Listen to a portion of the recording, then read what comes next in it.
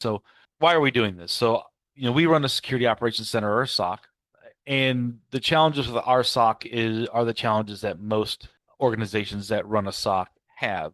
And that's just the amount of data that is coming into our SOC on a daily basis. We have an XDR platform that we put out to our customers, and the amount of data we collect it just continues to grow.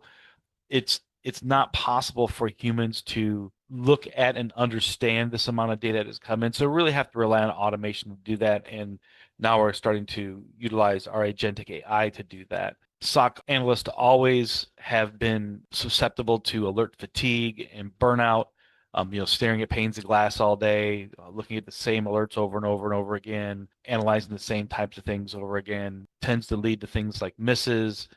SOC analysts don't want to stay in their job for a long time. So we're trying to change that and letting AI take over some of those SOC analyst duties, replacing the need for level 1.5 SOC analyst with agentic AI. So that way the analysts can focus on harder tradecraft and more interesting problems than just the normal type of alerts that come in every day. And realize running a SOC is expensive. Average SOC costs about $2.5 million to run, and for tools and staffing.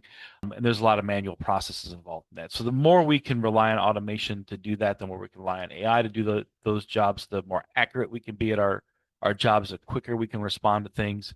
And that just leads to better outcomes for our company and our customers who utilize the platform.